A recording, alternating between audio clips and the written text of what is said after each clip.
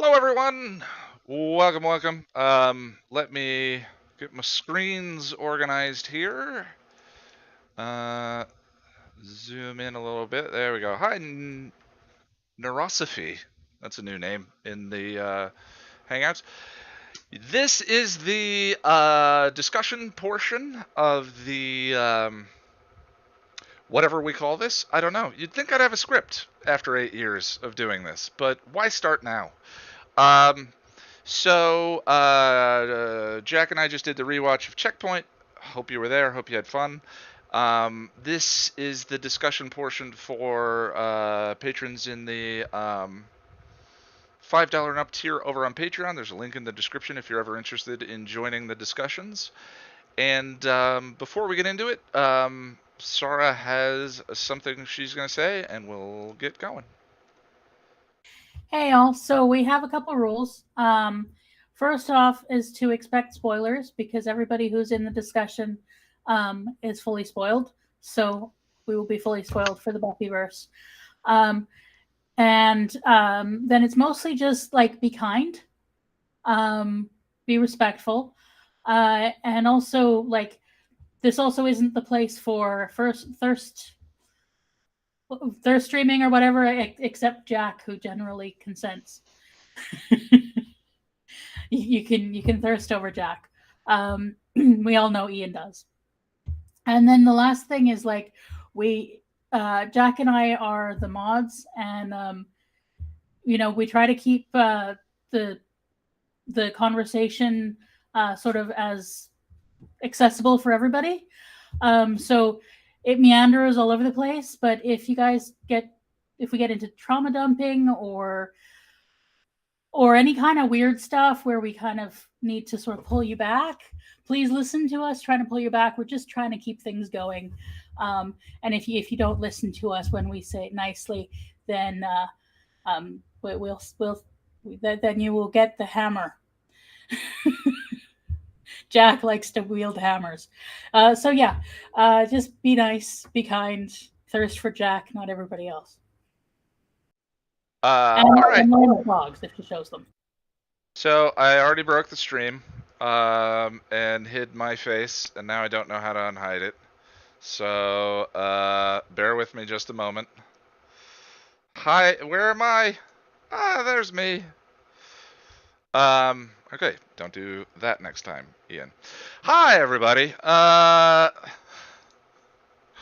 It's good to see you. Thank you for coming. Thank you for making this possible. Last time Jack went first, but we have a couple people who are time zone affected, or have a life. That must be weird. I don't know what that's like. Lauren, let's wait a second. I commended half the group while offending half the. I'm tired, everyone. This is gonna be one of those streams, so bear with me, please. I appreciate it. Hi, Lauren. How are you? Save me from myself. Hey, I'm good. How are you? I'm good. Oh, I forgot to mention, as usual, I'm gonna try and get us out of here in around 2 hours, and to do that, I keep a timer and try and keep everyone to around 10 minutes. So please sort of be wary of your time. But within the 10 minutes, let's have a chat. Okay. Hi. Hi. Hi. Yeah, okay, so this episode, definitely in the top tier in as far as season 5 is concerned. Um, I always forget how much I hate the council, or the vast Yeah. majority of them anyway. Yeah. 'Cause When we were doing the rewatch, I for the first time thought I kind of wish they were a little less mustache twirly. I was thinking, I know Buffy throws a sword at one of you, and I'm here for that, but I really wish that she had punched one of you. And the when Yeah. she's talking to Giles after they left, and he's like, "You could have punched him." He's like, "He's 60 something. I can't. Can I?" It's like, yes, you can, Buffy. but but yeah, it's definitely one of those episodes where it's really good, but it's the last scene that's sells it and just Yeah, makes they're really good at that. I mean, yeah. that's. I was gonna say, like, I was thinking about, we talk about mustache twirly or whatever. It's like the Buffyverse is seldom um subtle. I'm not sure we go to the Buffyverse for Yeah. subtlety, but the thing that we go to it for is there, like those wonderful emotional payoffs. And I mean, I'm speaking we as in everyone, of course, and I know we all get something different out of the show, but I mean, like, I think a lot of us enjoy those big emotional payoffs, and the one at the end of this one kind of reminds me of Family. I mean, they both resonate in different ways, but that they're so good at those big, like, yes, Yeah. Yeah, um, absolutely. vanquished metaphors. Yeah, I mean, there were some, but during the episode there were some good moments. Like I did love Glory going to Buffy's house and just like Buffy turning the corner and That then is a face wonderful to face. reveal. So it's like Yeah, yeah, and yeah, like you and Jack were saying, it's like, okay, Buffy, a little less subtle with the eyes. I mean, it's yeah. Well, your eyes I, widen I away. don't. I don't think lack of subtlety is a problem, right? Like, Yeah. I want to pick Sarah's brain a little bit more about Glory because, like, Glory's not one of my favorites, but I'm always looking for the fun. Like, I want to understand other people's fun because I want to have that same experience. And she describes Glory as a drag queen, and to me that speaks to that I can sort see of, like, that yeah, it, like, actually. the bright, audacious kind of personality that Glory gives off. I think, I don't want to speak for Sarah, but again, like, lack of subtlety is not a criticism. It's more of an observation of the show itself. Yeah, and I do love her sitting down in the chair, with the fire poker. It's like, yeah, you are there on your throne. I kind of do want to fall to my knees and You should worship fall to you. my knees and worship And me. well, and because that's the thing, and that's why Glory is one of I kind of flip flop between Glory and the Mayor on which one of them is my favorite because both actors were having just such a blast in the role. You can Yes, see how that much much is certain. fun. Yeah, you can see how much fun Claire Kramer was having as Glory and just chewing every scene that she's in, and I love it. Yeah, And it kind of makes you realize, like, how much that I was thinking of that moment. You should fall to your knees and worship me, and I had that momentary, like, yeah, like, yeah, like it makes you realize how much of that, not leadership, but uh, that kind of thing is personality. Like, mhm. they just so give off belief in themselves and that sort of narcissistic pure confidence. I don't think it's not narcissism in her case. She just is 100% Glory. Well, You know. and I mean, she's a god. She Yeah, knows. yeah, yeah. Know thyself. Yeah, but yeah, and I love her minions. Her little, gosh, what are they? Do they even say, like, they're not trolls, or I don't know what they are, but I love them. Like Jinx, he's fun. But What was the? I love the name of the minion in the first one. Was real. I can't remember. Yeah, Scabby Demons is Stabby a demons, good description. hobbits with leopards. Oh my gosh. Dreg, Dreg. What a great name for Yeah. one of those guys. But yeah. Uh, so where we're at in the season, where we're headed. We talked ad nauseum about the three leading up to Into the Woods and all of that. Triangle was definitely that breather episode. This one sort of, does this get you? I mean, it's not really a cliffhanger. It's kind of a I guess Lonnie would define it as a game changer. I Get you think ex- so. get you Yeah. excited for the rest of the season. Yeah, absolutely. Because it brings, because yeah, with the three-parter, it's like, okay, this is all about Riley and Buffy's falling out and their relationship falling apart. And it's like, I don't care. Where's the big bad? and, and honestly, I could have done without the still moping over Riley thing, like finding his sweater, and I mean, even the Riley speak, it was like, we don't need to bring Riley into this scene. This is an awesome scene. Buffy is putting them in their place, and this is coming from someone who was a Riley enthusiast.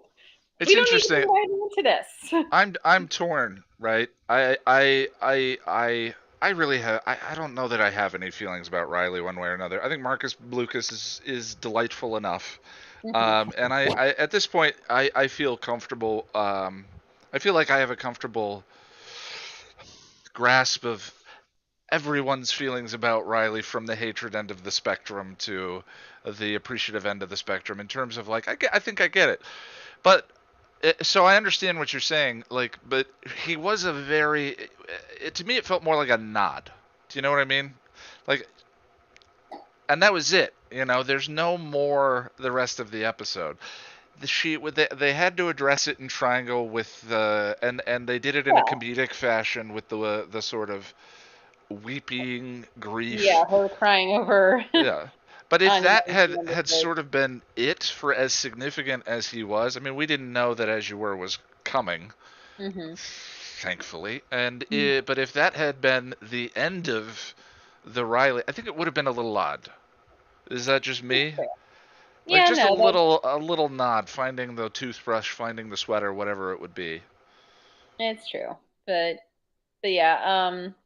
I also love I just watched the episode. I don't remember if she was given a name, but the female watcher that was fangirling over Spike. That's such a great scene. Yeah, and it's like, you know, there he was, like, you know, playfully threatening. I mean, he couldn't because of the chip. Lydia, okay. He couldn't hurt them because of the chip. I don't think he would have, even if it wasn't there, because he's like, oh, I've got a fan. I like this. Just watch her lady next to me. Likes the attention. Yeah, but yeah, I also liked her in the final scene where she speaks up and she's like, I don't want a sword thrown at me, but it's probably the smartest thing that any of them say in that scene, other than Buffy. So yeah, I think it's a nice nod. Yeah, I would have liked to see more of her. And you know, we never really got any cool female watchers there. I mean, we know of Faith's original watcher, and then, you know, there was Gwendolyn Post, who, you know, was fired, and they swore they sent a memo. It's like, memo my ass. That's when you call and you call and you call and you do not stop calling until someone picks up. Well, there's I mean, especially as fans, I think, like, there's always that wish of, like, how does that work? The Watchers Council and the history of it is so interesting, or the history of the Slayer line and previous Slayers in time. Like Nikki, I want to know Nikki's story, and Nikki's story is referenced a bit in Tales of the Slayers. But yeah, it's one of the things, of anything, that we're this passionate about, right? Is there are so many bits and pieces that we just wish. It's like, I want more. Yeah, definitely.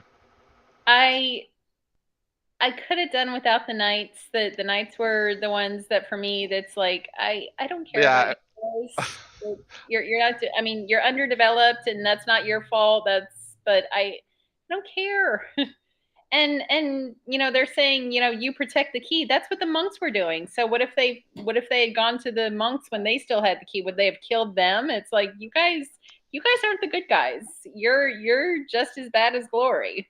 And you pretend to be. Especially when you think about what the key is, gassy liquid, whatever the form was before dawn, like glowing ball of light.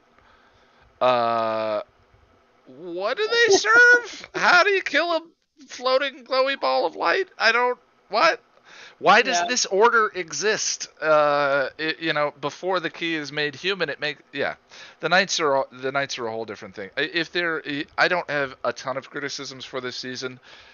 Previous 3 episodes, or the trilogy aside, yeah, but the knights to me are definitely better as a symbol than they are within the fiction itself. You Yeah. know? And it's interesting. In the Hangout, there were several great ideas about kind of symbolically where they fit in as competing political ideologies that Buffy has to deal with going into the world. But so okay, that's interesting. Enough. Yeah, and I mean, with the one guy's whole kill us 3, we'll send 100 more, we'll send 1,000 more. So it's like, oh, so you're like the 3, you're like the Order of Taraka, You're like supposed Hydra. To Cut off yeah, one head, 2 more shall you're take its supposed to be place. like this big badass entity that will never stop, except you do. Right. Yeah. So Yeah. Yeah, and they're a little prominently featured during the bottom, the fall, the Buffy's fall lead into the fall. But I still love the season. Structurally, like, I love the metaphor that this whole season works with. It's just, I think that the fiction trying to conform to it struggles at times. Yeah. Yep. So, is there anything else you want to throw out about the episode? No, nothing else. I have fun episode, great ending, great scene. Yeah. All right, good deal. Before we go on, you forgot Fluffy didn't know that I fixed the buttons. He says, pushing the buttons. There we go. Superiority. You forgot Fluffy says, I just want to see Ian do the dance of capitalist superiority. I can also relate to the fangirling watcher.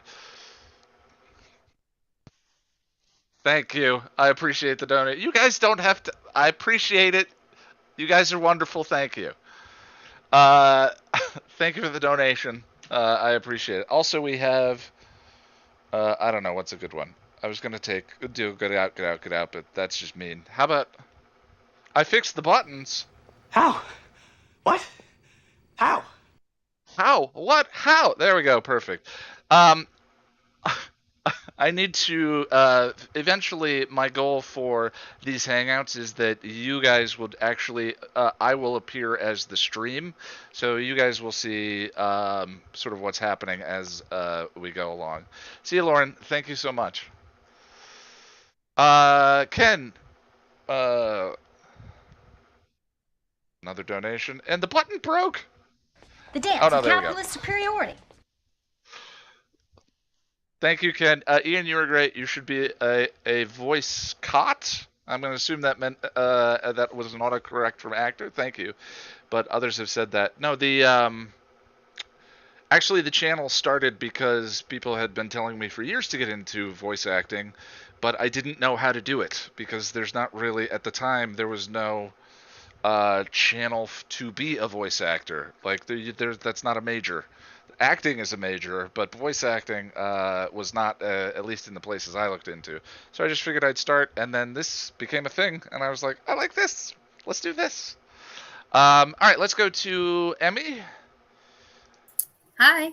Hi, we can hear you now. Hello. Yeah, finally, after like 4 weeks. No, I thought the Google's best attempt to translate things was pretty fun. Yeah, it was fun.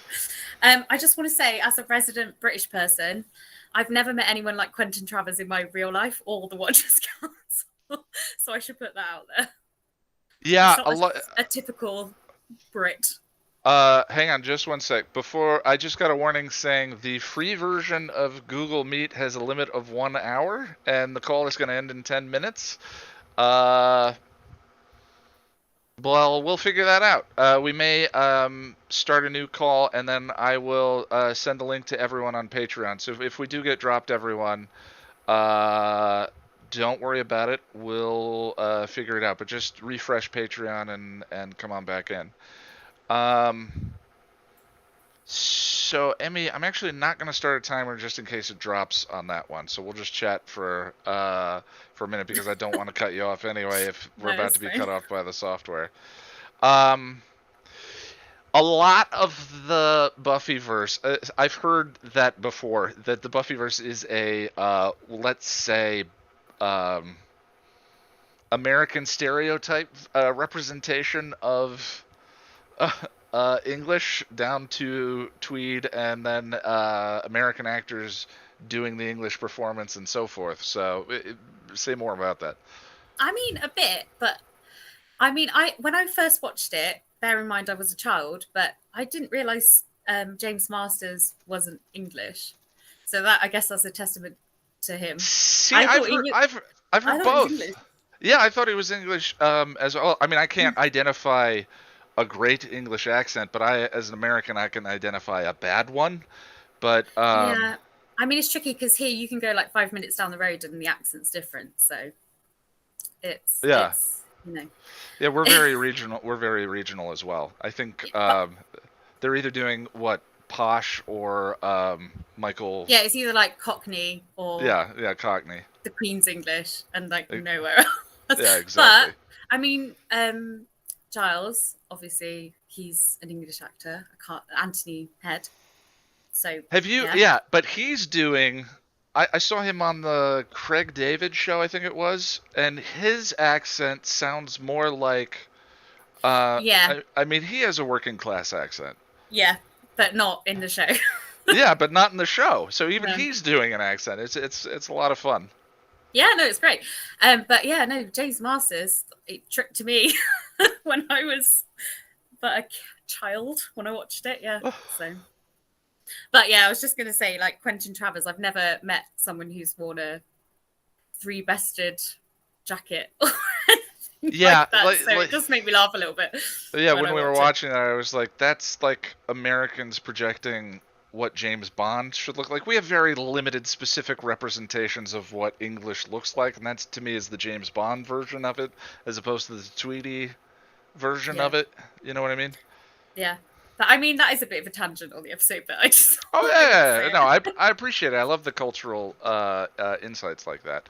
So before we drop, but don't feel any pressure. Oh, yeah. Checkpoint specifically. I love this episode, but I think it might have everything to do with the last like 10 minutes. I don't know, because when people were talking about it, I thought, oh, and I think Boris was saying the payoff. He has something to say about it. So I'll like be interested to see what he says. But it's why I love Buffy so much. And I think the fact that the council has like really caused Buffy a lot of trauma and distress over the last 3 seasons, and then she like sticks up for herself in this episode in a really great way as well. She's not just making snarky comments or anything like that. She's literally saying, you need me. Yeah, You can't well, do this without me. I think Sarah said in the rewatch, just sort of outright, yeah, the tests are designed to fail. And that's been my take on Helpless, is the Cruciamentum is a test that's designed to exert power over the Slayer, so that as she becomes an adult, they still maintain control of her, or she dies and a new one comes along. And so this, to me, is like her retribution or justice for, like you Yeah. said, all that exertion of control and all of that occurred in those earlier seasons, and it's so satisfying. I mean, what, they take Buffy's powers away in season 3, Yeah, and then that's they set Helpless. vampire on her, yeah, and then make Giles turn against her, and then there's something else, but and like they fire Giles, and then They Gwendolyn refuse Poe. to help Angel. Yeah, I mean, there's so much that they do, and I mean, I think I was chatting to somebody in the chat earlier about why don't they pay Buffy? They pay Giles, they pay all the council. I know it's silly, they probably, and someone mentioned that it was to do with power and control and stuff, but you would think if there was this huge organization based around the Slayer, yeah, that she would get a wage or something. I don't know. It just, that's always something. Every time I watch the show, I always think that. yeah. The it's always. I mean, you have to kind of. Giles's station is treated with derision. You know, like his being the Slayer appointed Watcher is not a place of honor within No. the Watchers Council itself. Hence Wesley. You know, Wesley kind of is, and his ineptitude in season 3 is kind of justified and explained. Him going in with no experience and any of that, and Giles probably from the Ripper background ended up as sort of like, oh, we'll get him there. But the way they don't invite him to the outings, they don't keep him informed of anything. It's kind of like, you know, you get I mean, if we were trying to flesh out the lore in our own heads, it's like they stole the Slayer from colonialism, you know, and maybe the control of the Slayer power is not the only thing that the Watchers have stolen, you know, or whatever it may be. But yeah, it's interesting sort of reading into because the show thinks Buffy is a hero, but the council doesn't. But you don't know that in the first couple of seasons. It sort of is revealed like they're operating, and it's pretty awful. Yeah, and this is another tangent, but Kendra is removed from her family as a young potential and raised with her Watcher, and that never happens with Buffy. It feels like she's always on the outside of protocol, and Giles is also on the outside of that as well. Just to me, anyway, watching it. Which, yeah, was, and we don't know about the Slayer from right before her, or how, or they, you know, with the potentials, it's clear they don't know exactly where the power is going to go. So who knows if they knew that Buffy was a potential until the power passed. But it is interesting. I love the lore. I actually I have not loved the comics, but Tales of the Slayers and sort of delving into and building out these questions is really great. Is a lot of fun. I had 2 things I wanted to say before we get cut off, and I've got that 3-minute timer in the corner. I now have the timer up as well. One of the things is this is the first time that Buffy leaves her family and puts like a lot of trust in Spike.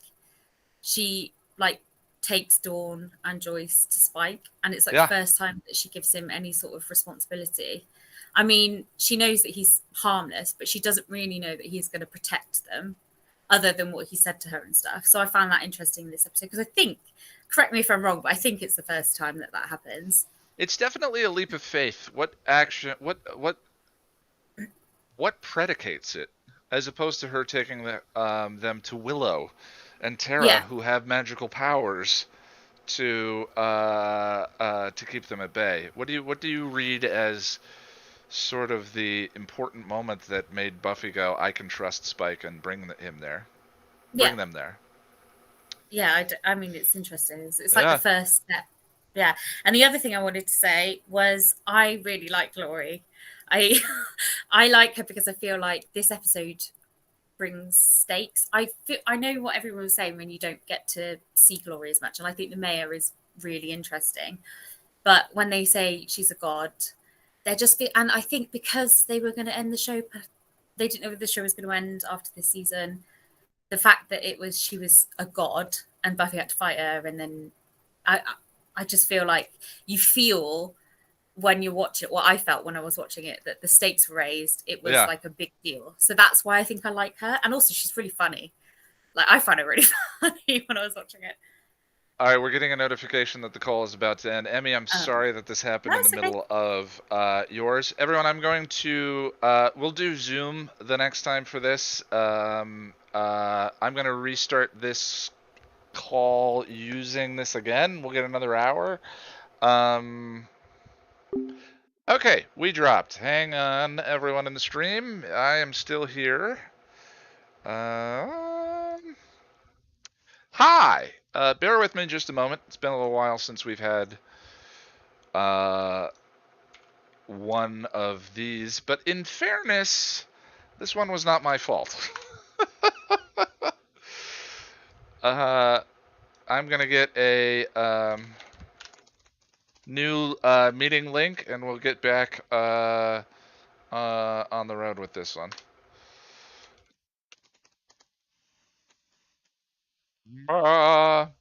So, hi. It's been a while since we just talked. How are you? How's the family? Uh-huh.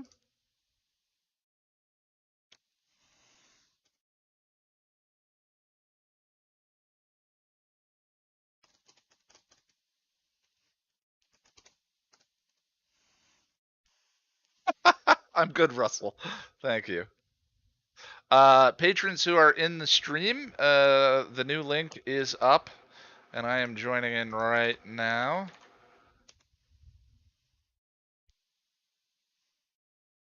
I have been good, Andre. I got a lot of good writing done today. I am having fun with the video redefinition. Hi, Jack. We are still streaming. Hi. How are you doing? I'm good, thanks. How are you? Jack. So apparently, Yeah, I didn't know that was gonna happen. That's I my didn't know that bad was. because I'm the No, host. it's not your bad. I didn't know that was gonna happen either. Mm. Hi everyone. Just so you know, we're still live. Whew.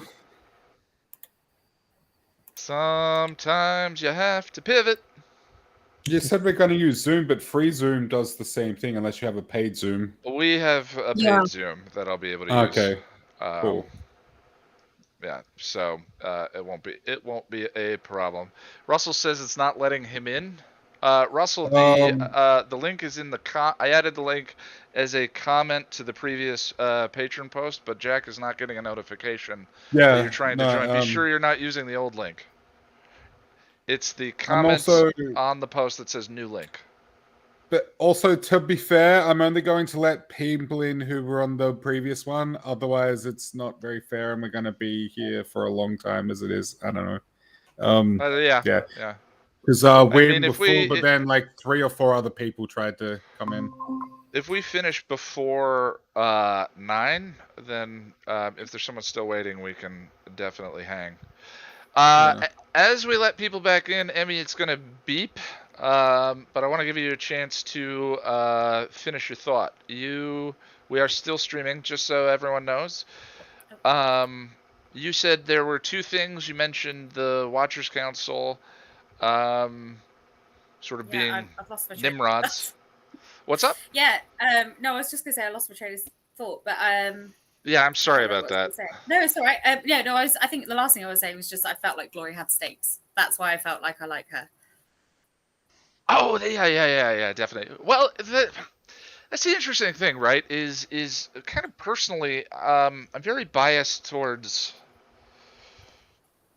I'm very biased towards character, right? I want to relate. I want to feel stuff. I want to get sucked into. I love Faith and the Mayor because the way they reveal each other's vulnerability, and I think vulnerability in the villains is interesting.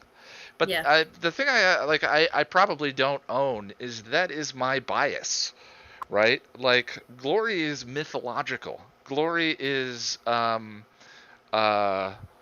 Glory doesn't need to be that sort of like intimate, vulnerable character the way the Mayor and Faith were. She can be a giant. She can be this unstoppable machine. And I think that the season is not necessarily lesser for it. It's just that's my preference kind of showing up in the discussion. You know what I mean? Yeah, I think my 3 favorite are the Mayor, Glory, and Angel for different reasons. Though I think Angel because obviously the fact that he was so close to Buffy and he turned, that was just like heart wrenching. Yeah, the that Mayor, turn's hard to beat. Yeah, the Mayor because he's so evil, but then he has the soft side for Faith, and you see so much of him, and it's great. But I think I like Glory specifically for the fact that she's so different. We'll skip over Adam because he wasn't my favorite. I'm not gonna lie, but I feel like she's so different to everything that had come before. Like you said, she is mythological, and because of the stakes, and you're watching it. And overall, I think season 5 is one of my favorites, and I think season 4 has like a lot of individual episodes which I really love. But season 5, the whole like story and the way it ends and everything, I really, really like it. So I think I'm maybe biased in my own way as well.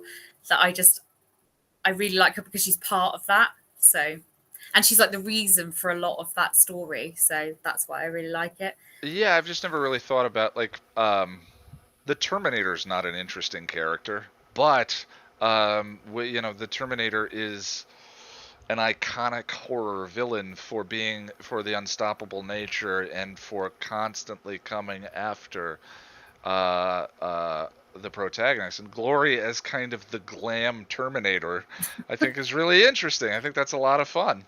Yeah. I've never really, I've never really considered my bias for. Yeah, and I think also the Ben element is really interesting as well. But I feel like we should. I wished we got more of that.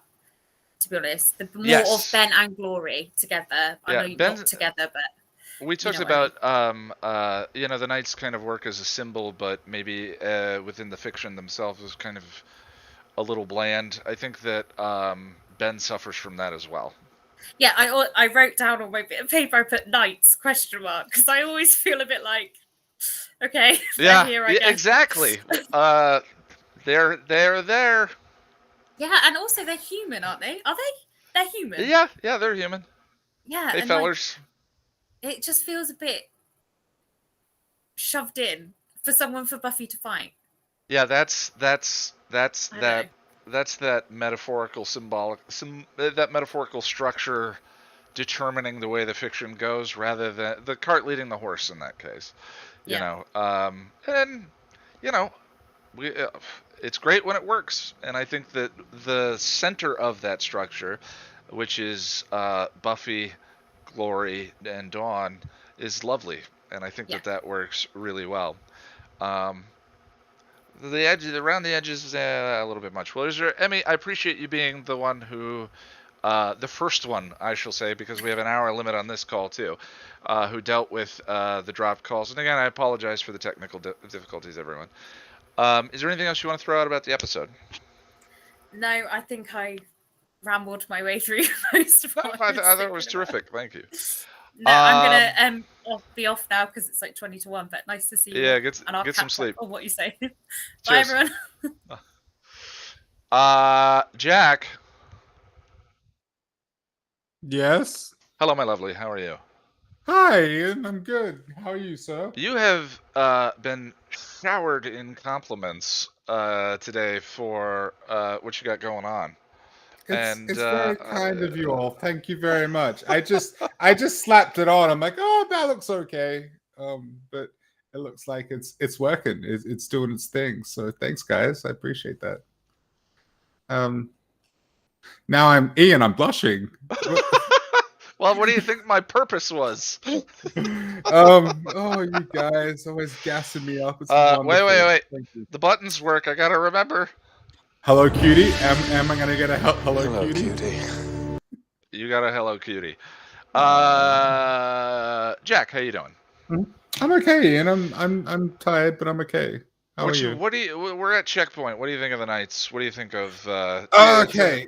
Tell me about the episode. Well, start with the Knights. I kind of like them, but I like the medieval theme. But they're kind of stupid in that they come out of nowhere and we don't know why they're there. Well, we know why they're there, but like who sent them? Are they being paid? Like what's going on? I think we know why we're there. We just don't know why we should care. Yeah, like you have a Glory. That's scary enough. Another threat to Dawn? It's like, well, the gods are already enough.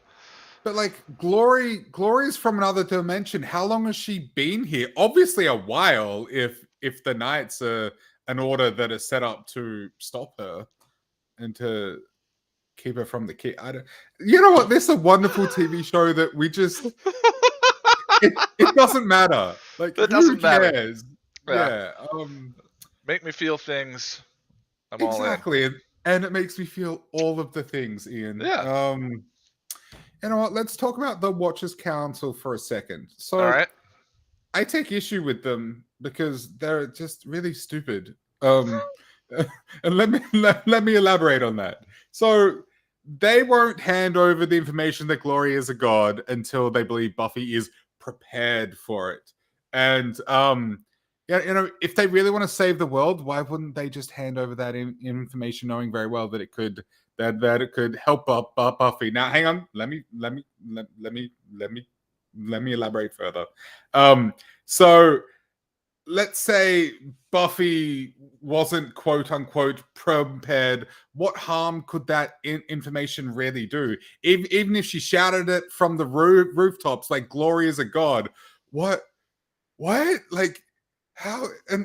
But anyway, it leads me to believe that the Watchers Council are all about power and control. They don't give a shit. They just want to exert power. And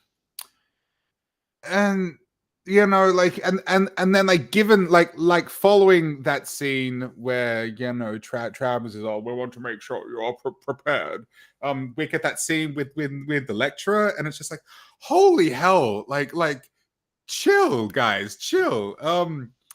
The themes of this episode are very, very clear, like sexism and patriarchy, and this show in so many ways was ahead of its time. Like, season 5 aired from September 2000 until May 2001, more than 20 years ago at this point. Like, and this kind of commentary in a show 20 years old is kind of a big deal. Yeah, it's kind of interesting. Like, being an American, the marker there is pre September 11th. And you think of it like, because they're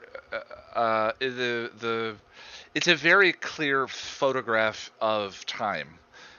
September 11th is. It's a very clear moment in time, and so you have the world changed that day. You have a strong sense of what the day before was like, and thinking about this season airing in that world, it gives a clearer picture of how progressive, how kind of it was working in a different realm. I mean, one thing that I often, the Triangle video, there were a couple of responses that I hear when I do videos like that, where I talked about By Erasure and sort of that being a legacy that the show has to grapple with.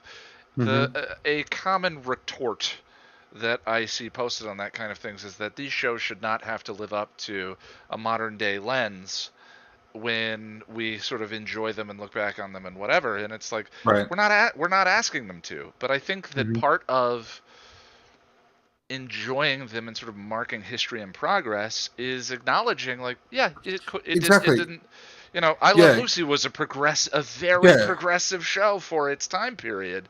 You can still like something that is today. Yeah, absolutely. But that's okay. Like, we can still love I Love Lucy, but I think, a part of the discussion is like, that part's a little dated, and I love the show. Well, that's the thing, because like I say that particular element is very like ahead of its time, but then there's other elements that haven't aged terribly well at all. It's a mixed bag. I know that as much as Buffy is celebrated, there are parts of it that are criticized, and rightly so. But the Watchers Council, they just withhold the information, wanting to make sure that Buffy's going to fall in line, and that's freaking stupid, and I don't like them. But Harris Yulin is Quentin Travers, amazing actor, love that guy. Yeah, he there are some actors that just have gravitas bleeding out of their pores, and he's definitely one of them. That man can be a part in anything, and it commands you to watch it, which is is rare and fun to watch.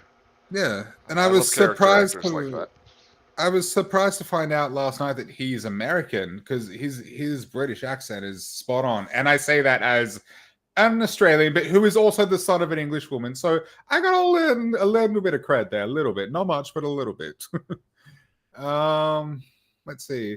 The scene where Gloria surprises Buffy at the house, amazing. Even though the obvious eyes are obvious, and like, come on, Buffy. Like, I mean, that scene, I wasn't when we were watching it, and I was saying, like, that scene is not a criticism. That observation is not a criticism. Like, what that is to me is I'm into the scene. Like, no, that's a horror absolutely. scene. Yeah, That's a turn the corner, and there's Jason Yeah, standing in the living room, and normal is broken. The bubble Yeah. is popped with Glory Absolutely. standing there. Yeah. And so that's just me being caught up in the, you're giving it away, stop! And well, yeah, and also like it's television, and things are often exaggerated, because I think if they tried to do that more subtle, maybe it wouldn't have been as obvious. Oh, I don't know. I don't know what I'm saying. I'm Well, saying like we things said, I don't even know if I believe them. the show, subtlety is not the strength of the show. Like, No. given its campy roots, it never was supposed to be. That's not what it's trying to do. Yeah. There are subtle episodes. I'm not saying that there aren't. I'm just saying, unsubtle. Who cares? Yeah.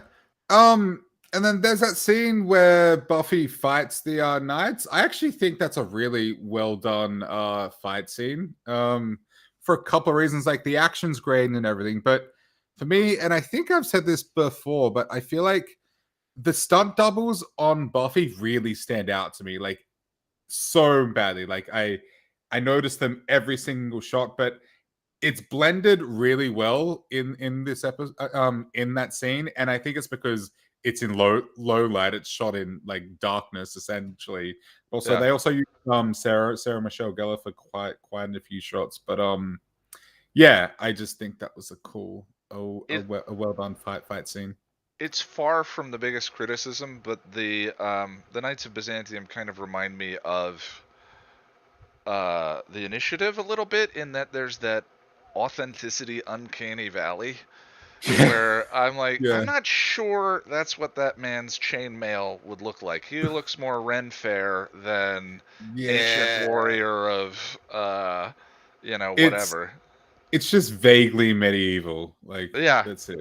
Yeah, but I mean, like, the difference is we know what a soldier is supposed to look like, and it's not the Initiative. So it's a little more of a vague critique when it comes to. I think the Knights get away with it a little bit more than the Initiative does. The Initiative is tinfoil on the wall of a warehouse. I know the military has a bigger budget than that. I said this in the previous stream, the rewatch, and I believe this makes no sense. Also said it in that I always forget it. The Knights exist until they rock up in season 5, and I'm like, oh yeah, that's right. There are these Knights, and then I always think of the scene in the RV, where they attack the RV, which is a cool scene. But I love the RV bit. To me, it's the Knights is the best, but they are stunts. They are just stunt people in that. That's the only purpose they serve. What that is the Scoobies in an RV doing badass stuff. Exactly. To me, and I could care less what the attacking monster is. In that particular scene. Also, Spike and goggles. Yeah, Daddy's putting the hammer down. Spike is my favorite cat character, and I just love Spike. Is amazing. I love him. Was there anything else you want to throw out about the episode? Just a couple of things. I love the line that Travis guy is like 60. I can't hit him. Can I? I really like that line. I love Joyce and Spike bonding over passions, and of course the scene at the end. I don't know what to say about it that hasn't already been said, and I'm sure others are going to say it's just such a fist pump hell yeah moment, and Buffy like proclaiming her power. She isn't even taking power back. She's saying, hang on, you never had power here, like piss off, like this is my show. Well, I mean, that's the fascinating thing about those sorts of power structures is like they convince us to give our power away. Absolutely, in many cases, and her realizing that she was always the one in charge is a beautiful moment. The bit about Giles, I hadn't thought about it this way, but it's interesting. Her in that moment of claiming power away from, I mean, the metaphor is claiming power from the patriarchy, but turning to Giles and saying, "Can I?" is an interesting. Is an interesting turn. Sort of the there's still the father figure. You know, she doesn't have that moment until season 7, and Yeah. it's frustrating. That moment is frustrating because we all love Giles, but it's also necessary for her to claim complete independence. There is a moment when our parents become just human beings Right. that we right, know, yeah. and not these power figures Yeah, in our lives. infallible gods. Yeah, and that moment, while adorable and funny, to me signifies her not having Yeah. had that transition yet with her father. So it's Yeah, beautiful I the way didn't that think of that. that kind of like they just slipped that in there as a joke, but it speaks to something, and I love it. Once again, you completely flip something on its head and make me reconsider it, which you do all the freaking time, and it's wonderful, and I love you. Jack, I love you too. All right, cheers, man. All right, let's go to Jen. Jen. Hey, Ian. Sorry. Hi. Well, I'm a little Honestly, overcaffeinated. I apologize. this is one of my favorite episodes, but only when I get to it. Yeah, that's interesting, right? It's almost a plotty episode that and the show really usually struggles with those. But this one stands out as just being kind of strong and effective and entertaining and just really great. Well, the thing is, I love this episode. When I hit it, it's great. But I always forget about it until I'm at that point in the rewatch. Yeah, well, in fairness, it's also a season loaded with The Gift and The Body, and a couple of other ones that occasionally the show becomes one of the greatest shows in the history of TV, and oftentimes sort of Buffy hums at that middle ground of really awesome genre fiction. Um, uh, but two of those, for me, two of those transcendent episodes are in this season. So yeah, it's possible that there's a long shadow cast by other episodes. But tell me about this one. What do you love about it? Pretty much everything except for Ben. Ben, I think, is just an unnecessary part to this episode. He doesn't add anything. In fact, his scenes sort of detract from everything else that's going on there. You know what's really funny? I just rewatched the episode with Jack and don't remember Ben being in the episode. That's how little. I'm scratching my. I don't remember the scene that he was in. So yeah, that's how little he matters to the tapestry of this particular story. And the odd thing is, for some episodes, I still remember how I felt when I first watched them, and I remember being annoyed about Ben in this episode back when I first watched this all those years ago. So, because even then I was like, does he need to be here? We can do this another episode. Like, there's a lot going on with the council and Spike. I wanted to see more of Spike and Dawn and Joyce, or more of the council. But Ben? Like, even the Knights had more importance, at least in this episode. It's funny how often the show struggles selling us an Oz or selling us a character that is not in. I always think of the van scene between Willow and Oz. They had introduced Oz as a romantic lead for Willow, and supposedly the story goes that the fandom was not attaching to him, and so Whedon wrote that scene where Oz says it's okay, I can wait, and it's one of the most memorable romantic scenes I think on the show. Like that, it stands out to me as them being really good at selling, at getting us to invest in a character, and yet there are a lot of examples like Ben. Ben needed a van scene. Riley needed a van scene. I mean, Riley had a couple attempts at van scenes that just didn't work. And yeah, it feels in hindsight like a missed opportunity. He has the coffee bit where he's trying to ask Buffy out on a date, or maybe they're going to go for coffee or whatever. But at that point, the other problem at this point is we know Ben summoned the Queller demon, so he's bad news immediately. So not only have they not gotten us to invest in his character, they've given us active reasons to dislike him already. You've So also yeah, got the fact that Glory needs a faith. Glory needs a faith. Glory has a lot of people, and I think Ben's supposed to be her faith, except because they share the same body, it doesn't work. yeah, I think that really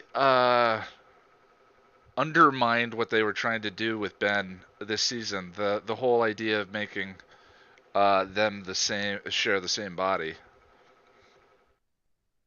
But no, what I love about this episode is the fact that one, you see Buffy's insecurities on center stage. And they pull back to showing where her insecurities come from. She's flat out said, they tried to kill me. They tried to kill me again, almost killed my mom. Like, you understand where her insecurities are. But what I find most interesting is the council pulled a Spike.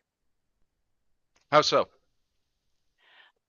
How the council deals with all of her friends is actually very similar to how Spike was able to manipulate for her friends, and occasionally is able to manipulate Buffy, because they actually show it in this episode where Spike was able to push her buttons by being able to get to the heart of things. The council did something very similar. They Yeah, peck I at see that. everyone's insecurities all episodes. It actually, all those parts work together. Spike coming in and interfering, that shows you one side of emotional manipulation. You've got the council playing it the hardball side, which Spike is really good for, with just pushing buttons and hitting on insecurities. Like, they go up to all the friends and hit every one of their insecurities, including Giles. Yeah, it's actually kind of a wonderful example of the way institutional power is exerted. They get the entire group to submit to giving testimonies as though they have to, and then by way of them revealing things that the council judges, testifying against their own self-interest. In a sort of procedure that is in the council's favor as well. So the council convinces them to reveal information that convinces them that they need the council.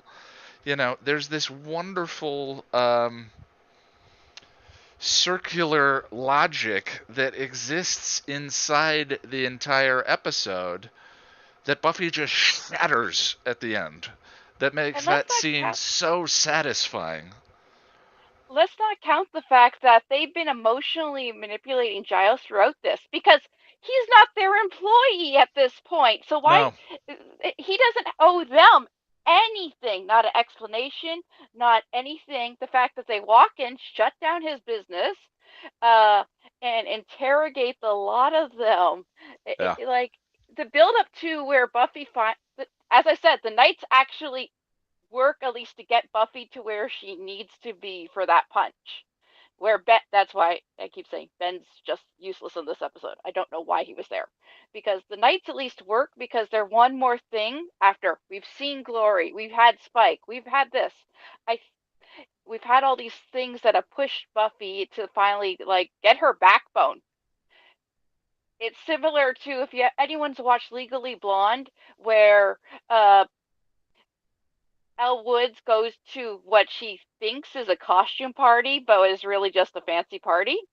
And she's finally got everyone's pushed her to the point where she finally is hits her backbone and is now ready to take charge and get motivated. It's that same series of events.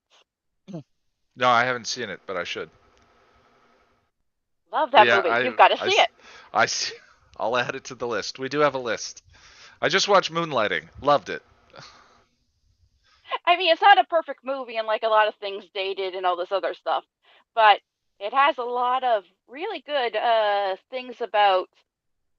It doesn't have girls tearing each other down, at least not in the same way. It does have a bit of it, but they actually get their shit together, which a lot of shows and things just have girls tear each other apart.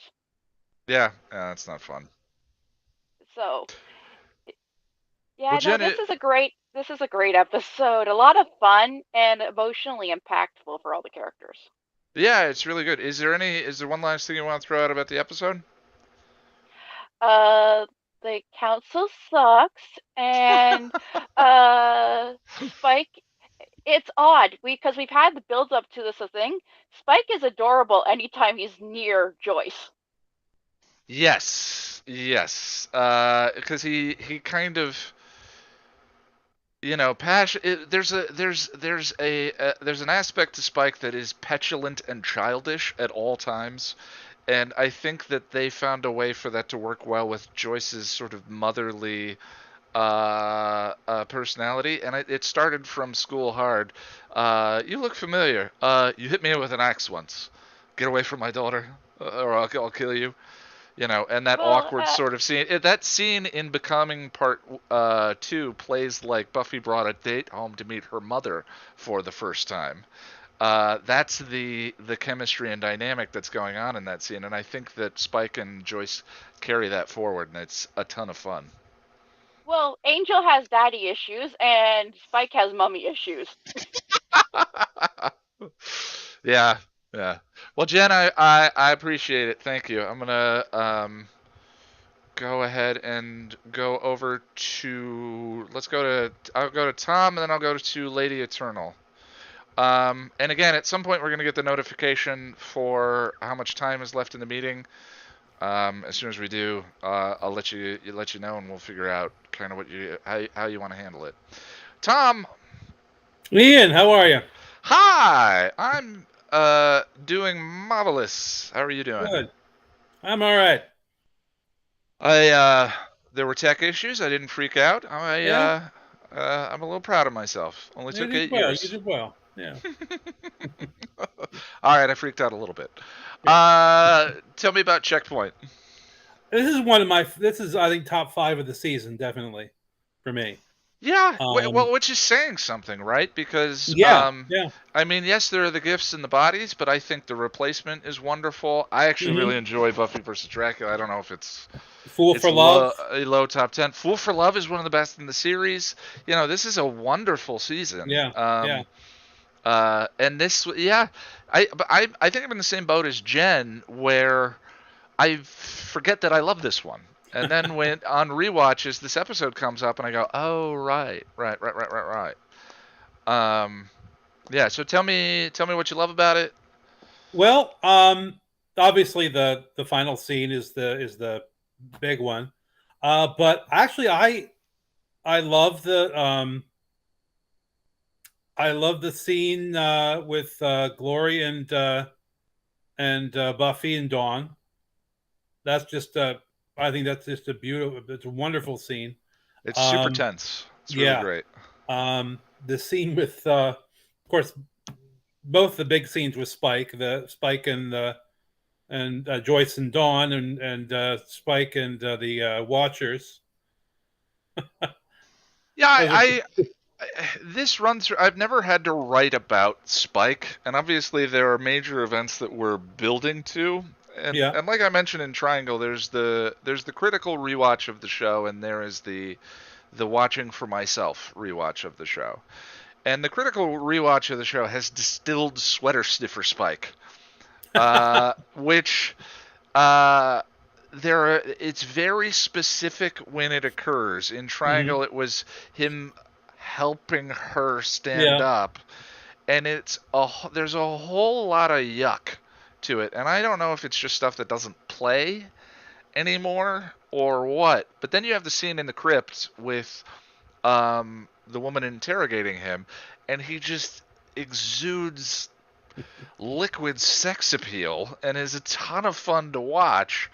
He gets me steamy, and he's such an interesting, and it all works. I mean, it all feels like it's that character. It never feels like it breaks. He is revolting, and he is charismatic, and he is fun to watch, and he's a monster.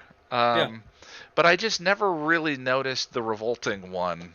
I'm sure I'm late to the party. I was late to the Buffy party, let's not forget. So I'm late to the party on that one. But Yeah, I don't know. McSteamy Spike is in this one. There are a couple of things the one thing I noticed during the rewatch. Actually, it's the first time I've noticed it.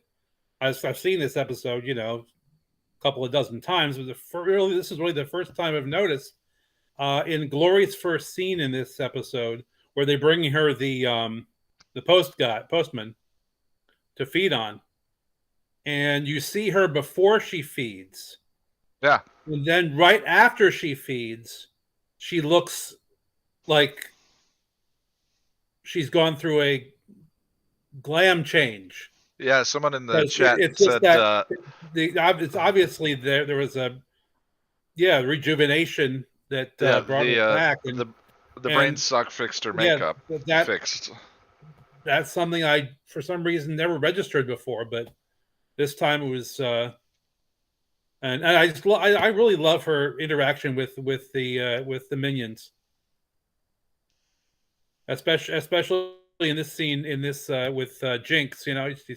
She's he's there like, I worship this goddess, and and she's talking to him, and he's like, I gotta give the right answer.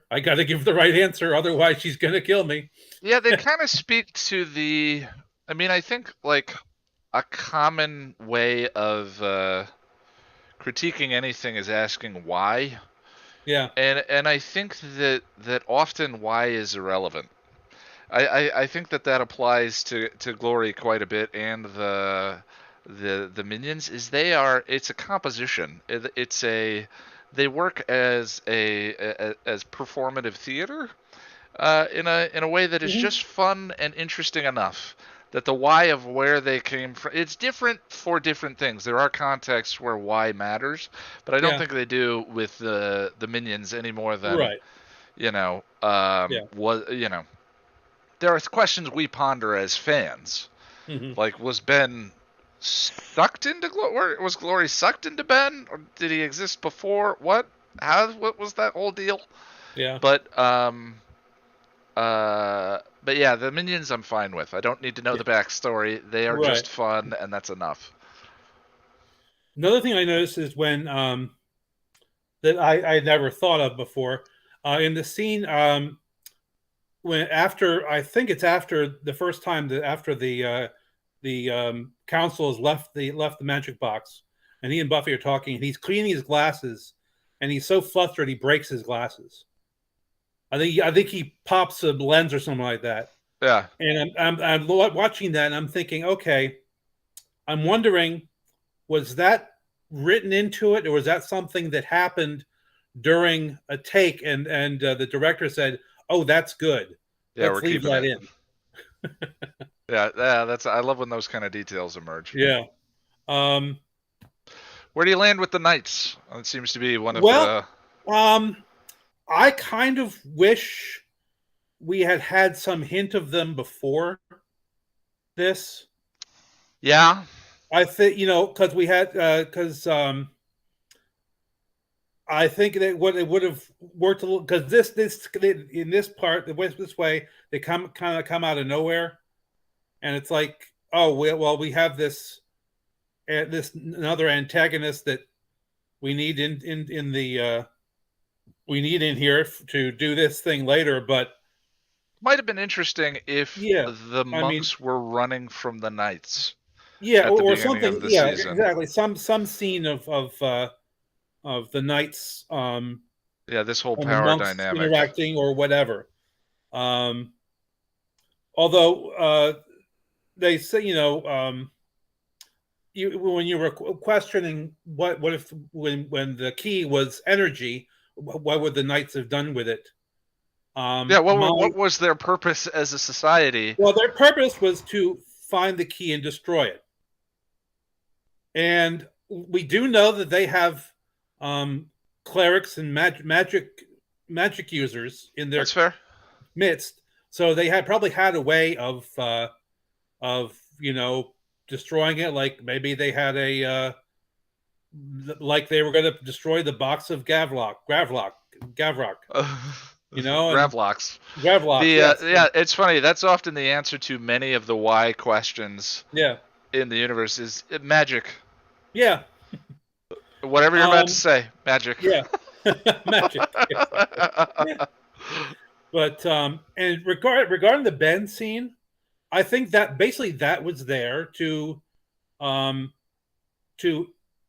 enhance the in the viewer's mind the connection between Ben and Glory.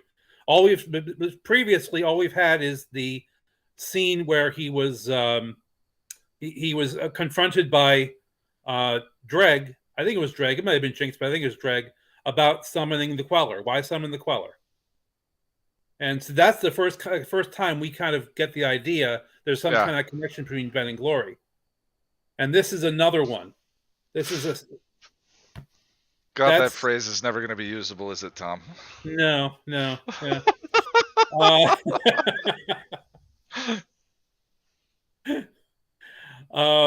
But you know, I've said it before. I watch a lot of Buffy reactors on YouTube and on and some on Patreon, and it's always interesting when I come upon an episode that's not well regarded by general Buffy fandom, and so many times these new people have found something in it that they really enjoy. I think that's a big argument for reactors. Yeah, absolutely, because the people who have never seen the show before, and they're kind of, it's like seeing the show for remembering when you saw the show for the first time. Yeah, you kind of thought that I, Robot You Jane was kind of cool, kind of interesting. You thought the teacher's pet was okay. That's an interesting concept. The creature the mantis looked kind of silly, but it was an interesting idea. The only time that never happened with me was Where the Wild Things Are, but at least we had Giles playing the guitar. So yeah, I mean, the thing I appreciate about that is like one of the things that I try and make clear is if I severely dislike an episode, and severely happens incredibly rarely, but when I dislike an episode, I actually am not trying to convince you that I'm right. Because if you like the episode, you have the better experience. Right? So I don't care if I'm correct. Like I honestly don't care. Like there's a due diligence for me with the videos and the writing where I need to explain my perspective and my point, and I want to do it in an entertaining way that makes you laugh or whatever. But beyond that, it's like I don't care that I'm right, because at the end of the day, it's entertainment, and we're all looking for to have the best experience and to feel something and to feel connected, whether it's to characters or what have you. So I appreciate that experience about reactors that you mentioned. Well, is there anything else you want to throw out about the episode? Yeah, just a couple really quick things. Okay. One, it's been since I first saw this episode. I have a crush on Lydia. I got to admit, I have a crush on Lydia, and it was this rewatch again. This first time that I really realized how, for some reason, in this episode, Anya looks really, really good. Yeah, I was commenting. One thing I was struck by in that opening scene was everyone's hair was so spectacular, and it's a casual scene. Except Xander. Well, he's doing a Mod Squad thing that was popular at that time. But I just was thinking about the cumulative time in the stylist chair in order to make everyone in that living room look that good. You're talking hours, added up. I mean the Buffy show hair game is always top notch. I even like season 3, and I know that's the debatable one for a lot of people. All right, bud. Well, I appreciate All it. Let me go to Lady Eternal, and then we'll go to Boris, and we'll see where we're at with the time running out in the Google Meet. Again, we'll use a different protocol next time. This is completely new. They just apparently introduced there's a limit to the free accounts. It's fine. Hi, how are you doing? Hey, haven't been here in a while. Yeah, it's good to see you. Your thoughts about Darla and sort of the way her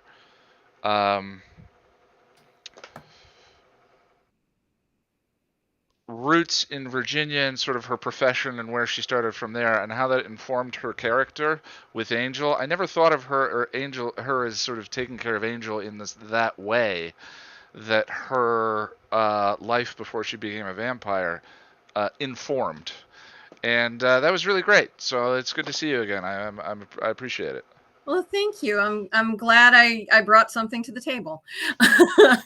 Almost every single one of these, that's what I love, is that happens almost every single time we get together. It's great. So, Checkpoint. Yes. Checkpoint is one of those episodes that I when I rewatch Buffy, it's like one of the ones I look forward to the most, just on the strength of the sword throw. It's a great sword throw. I was thinking that this time. I love it. She's just like, okay, I'm just not tolerating. Just no. Well, the other thing, he looks so taken aback by it. It's like he didn't expect her to do that. And I'm just like, okay, so she's the Slayer. When she's being serious, you really don't expect her to resort to violence? Really?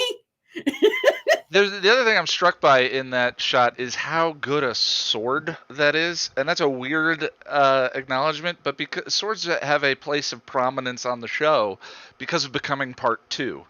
And one thing that always feels a little strange to me is those swords that Buffy and Angel are fighting with look like unwrapped coat hangers to me. They're a little thin. And that is a beefy sword she tosses into the wall in this episode. And I love that prop upgrade. You know, it's got, obviously these people have been around for thousands of years, according to especially what we get from Gregor. So, you know, they must have some Toledo steel in stock. Yeah. You know, it's you can't get any new, but they're hanging on to the Toledo steel now. So, but it's like they should have named them. They just should have straight out named them the Knights of Cerebus, because that's what they are. Okay. That's what the whole episode is. Well, I don't know the background, so fill me in. TV trope. It's a TV trope where it's the Knight of Cerebus is the signal that shit's getting serious. Shit's getting real. Okay. And it's the signal of a tonal shift in episodic television, especially. So the fact that this whole episode is that shift away from Into the Woods, and you had the breather episode right before it, but then from here you don't really have a truly silly episode ramping up to the finale. Right. You have the episode where Spike is trying to get Buffy to go out with him, and that's got some silly moments, but it's not, you know, Drew shows up and is trying to tempt Spike back to the dark side. And you've got the I Was Made for You with April, which brings Warren in and brings in the robot Buffy. And as, again, silly as some of the moments are in that episode, it's not a silly episode across the board. Well, yeah, especially damn Josh throwing that last 30 seconds into that episode. Exactly. So this episode, they should have just named the Knights of Byzantium the Knights of Cerebus, because that's what this whole episode was about, is the tonal shift to ramp up to the finale. Yeah, it's not at all. And I think it was Jen mentioned earlier. It's definitely not unusual for plotty gear change episodes to occur in the show. I'm thinking of your it's unusual for them to be this good. Usually, the show is at its best at high point episodes, high point climax episodes, or one-off episodes, and the plotty connective tissue is we sort of feel it. It's much more obvious. But this has the elegance of a one-off episode, while still being while still getting stuff done, as you say, shifting into gear and accelerating things. So it's really terrific. It is. And I think one of the reasons why is because the narrative structure of it, you start out the episode with Buffy clearly in a panic. She's still spun about everything that happened with Riley. She's spun about everything that's happened with her mother. She's terrified of Glory because she doesn't know what she's dealing with. She's terrified of anybody finding out about Dawn, and Dawn finding out about Dawn, especially because she's like, what? Everything's eating at her. And across the whole episode, Spike trying to undermine her, her having her Slayer moment in class and the teacher ridiculing her, the council setting her up for failure at every turn and eating at her power base. And then when she finally realizes, okay, nope, I'm done, because everybody I really do have the inner strength. The Slayer strength is the core of me. And everything crystallizes for her in that fight with Glory. And then the Knights of Byzantium try to come in and try to take her power away, try to intimidate her. And she's like, no, Cell, sorry. Yeah. Bye. Yeah, the idea that she has something they both want, whether it's a seat at the table with the case of the Watchers Council, or the key in the case of Glory, is a wonderful. I mean, I think there is some political commentary going on in this episode in terms of speaking to where the power lies, in cultures. And I think there, between the Knights and between the Watchers Council and all of that, there's a lot of symbolic institutions that are here. And so Buffy having that moment kind of reminds me a little bit of her standing up with the hammer and sickle in a show, in an episode where she's freeing the workforce from the overseers, which is a little on the nose there, Joss. This one's a little bit, a little bit more flying under the radar. But yeah, I like it. And you have a lot of those little nuances in the episode too, like Quentin, and is somebody mentioned, I can't remember, it was somebody in the stream, and I apologize that I can't remember who it was, but they were mentioning how Quentin has so many layers that he's wearing. It might have been Emmy, and that reminded me of. It's almost like they're trying to imply with all of his layers, like he's the mafia godfather. Interesting. Like the layered suits, like in The Godfather, that they would wear to the meetings, like all of the bits and pieces to it. Travers is wearing all of those bits and pieces, and nobody else's suit is that elaborate. They're all his captains, and they're doing all of his work for him. But he's the mafia guy. He's the guy that can pull all the strings behind the scenes and get Giles deported and get the shop shut down. And Anya's terrified of the background check they could do to figure out she's not actually human. And they're really trying to imply that he's the guy that has all the behind the scenes power, and what can he do to you if you displease him. Billow is a demon. Oh, yeah, he's very constructed down to his articles of clothing. There's the artifice of institution that is really nice to see in the design of the character. And there's a lot of it that's kind of symbolic of, I'm going to throw another trope at you. Anybody that from Quantum Leap fandom probably knows this. Belisario's maxim: don't look at this too closely, because when you start looking at it too closely, it all falls apart. Huh. The whole backstory of the Knights of Byzantium doesn't make sense if you factor in that Glory was trapped in Ben when he was a baby and he's at most 25. Where was she on the planet for these other thousands of years? Are they responding to prophecy about Glory? Yeah. Where are the Watchers getting all of their information about her?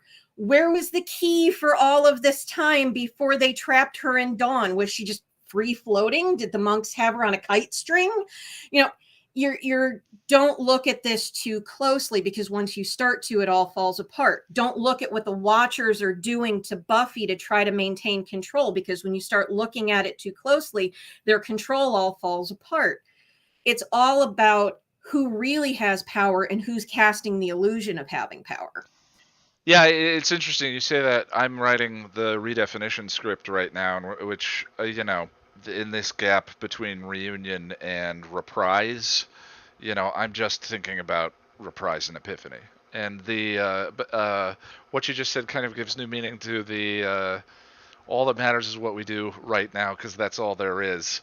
You know, so it's sort of a look at the moment-to-moment events and drama of these stories, and sort of the lore is backdrop, you know. And I don't know that I subscribe to that all the time, but because the moment-to-moment events of the show are so good, I think I'm willing to with Buffy more often than not. Yeah, and it's some stuff you can hand wave, and some stuff you're just like, that could have been written better. But you can say that about any show. Oh, but, for sure. But even the nuance of Spike and Joyce, where he likes her, you know, he actually genuinely likes Joyce. And I think that in, you know, these moments where it's him and her finding ways to bond, it plays back to the backstory that we now know about Spike with his mother, where you realize that he's had enough time and enough space to see how unhealthy his relationship with his mother was. Yeah. And he sees Joyce, who, she's not a perfect mother, but she has a much healthier relationship with her daughter than he ever had with his mother. And he respects her for that. He respects her for standing up and being the person that she is, and, you know, not putting on airs. She's just a person, and she's a mother trying her best.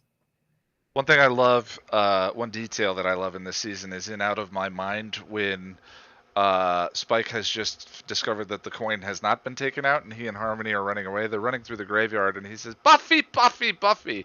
And he picks up a gravestone and throws it, and it shatters, and the gravestone is the one that says Mama on it. Mama, yeah. Yeah, Spike's mom issues are plentiful. But I think that's one of the reasons that he likes Joyce, and one of the reasons why he is willing to take on that boatload of manly responsibility that comes out of nowhere. Yeah, that's a good read. That's a good read. I do need to move on. Is there one last thing you want to throw out about the episode? Yes. The character that we've all been talking about, Jinx. The actor that played him played a very similar character on DS9 4 years before this episode of Buffy. He played Weyoun on DS9 starting in season 4, all the Weyoun clones, and he had a very similar relationship as that Vorta clone to the female founder who was his god in DS9, in Star Trek Deep Space Nine. And I didn't realize that until I was watching back this episode. I was like, the voice hit me because I'd been rewatching Star Trek, and I was like, wait, that's Jeffrey Combs. What? And I had to check this, but that first episode of him playing that Weyoun character on DS9 was 4 years before him coming on Buffy. So he had experience playing that kind of character. I know I'm actually in the minority on this call as one of the people that has not gone through DS9 yet. But the motivation to do so is in the stars. It'll happen. I promise. We are getting the warning that this call is going to end one more time. So before we move on, Jack's going to reboot the meeting for us one more time. I'm going to add one more comment to the patron post, and then we'll wrap up. So I appreciate your patience on this. Bear with us one more time. And then next time we'll make sure this does not happen. So we'll see you all in a minute. I am going to bow out, though, guys. So nice to It's- see everybody. I'll be back on the next stream, I hope. All right, it's good to see you. I'll see everyone else in a minute, or everyone who rejoins in a minute. And stream, I'm not going anywhere. So BRB, everyone.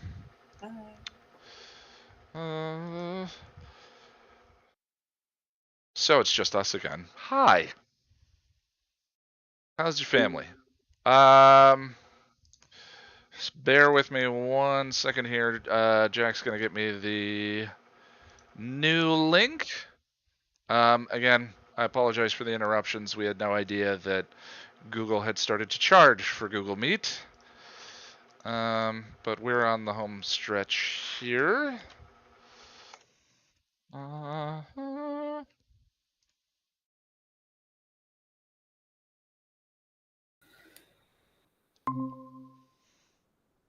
Hi, Jack. Hello again, Ian. Oh, I need to post.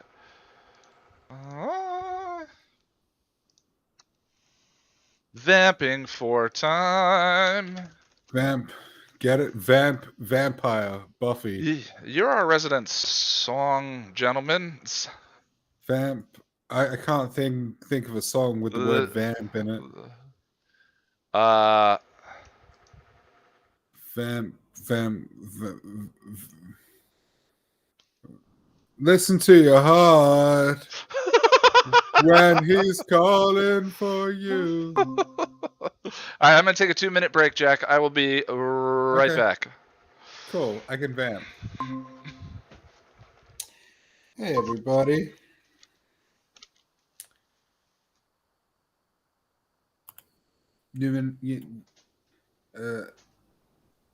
Brianna, you named the monkey, Jack? Hey, Jack. Hi, Russell. How are you, sir? I'm recovering. How are you doing? I'm doing okay. I'm very tired, but I'm okay. Hey, Jack. Hi, Russell. How are you, sir? I forgot to mute the stream in YouTube. Hello, Cindy.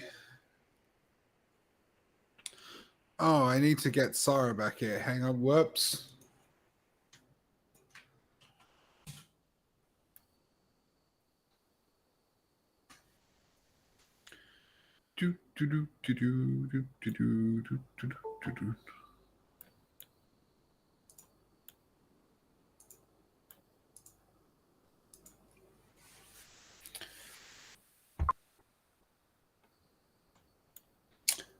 Hi, Sarah. Hi, Boris. Hey, baby. Hi. Here he is, the man of the hour. The man Here with the comes power. the boy. Hello. Hello. Hi. Well, welcome back, Ian. I didn't do a very good job of vamping. There was a lot of silence. I'm sorry. I failed you. That's okay. Hi. Oh, I wanted to say thank you to Mary Harrison for using the join button on YouTube. Mary. The dance of capitalist superiority. Capitalist superiority. Yeah, we appreciate it. And with the, we need to add more, Jack, we need to add more emojis to YouTube. But I believe with the fan with these streams, you get access to Jesus Jack and just normal Sigmund Freud. Why? Yeah. All right, let's go to we'll go Russell, Boris, and sorry to take us home. Russell. Hey, Ian. Hi. How's it going? How are you? I am sleepy and caffeinated. It's a fun mix. Yeah. I think that's the proper response to that. How are you doing? Tell me about Checkpoint. I saw that you said you mentioned you were just finishing a rewatch of it.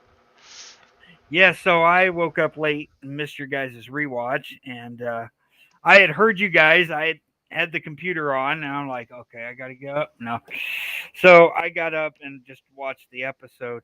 What was I going to say? Oh, escaped my mind. That's okay. Anyway, one thing, and I don't like you had pointed out to me a long time ago when we had a conversation. We, as an audience who have seen both shows, get to view it as a completed picture. Sure. I don't. Well, but and I do definitely some of the stuff we've been talking about in this one, falls victim to that conundrum. We didn't know where the Knights were going at this point. But again, these discussions are sort of from that completed picture standpoint. Anyway, I didn't mean to interrupt you. I'm sorry. Hey, no problem. But season 7, when the first takes on Buffy, when she goes through all the big bads at the end, or the first goes through all the big bads torturing Spike at that end of the first episode. Yeah. And it cuts to Buffy. The first makes a very interesting comment, which I think about this episode. The first says it's about power, which mirrors what Buffy kind of says in this episode when she tells the council how things are going to be. And I don't remember if it was you or just somebody in the group a while back. I mean, when I mean a while back, I'm talking like when we were in season 3, had said that the council was, or like the Sunnydale police, deeply stupid.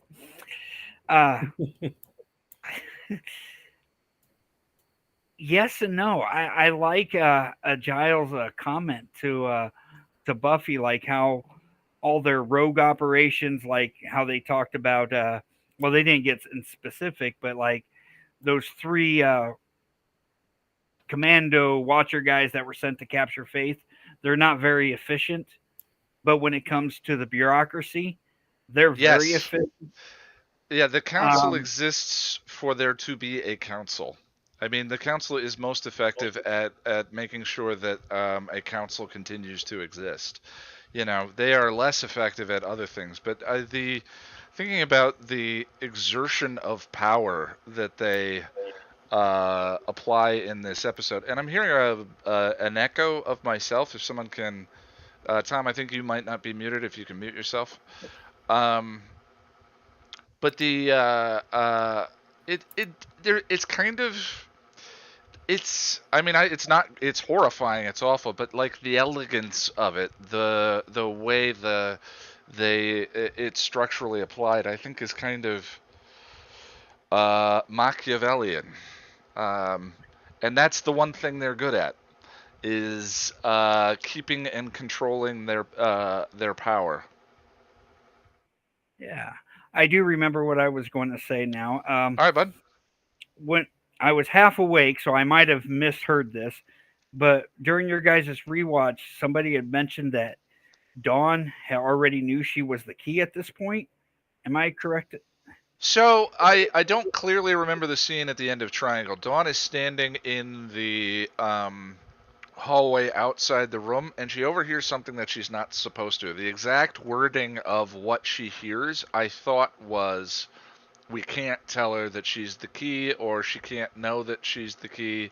I was under the impression that she knew. She doesn't know what a key is, but she knows she is it. But I could be wrong about that. If someone can clarify for me what the bit of dialogue is.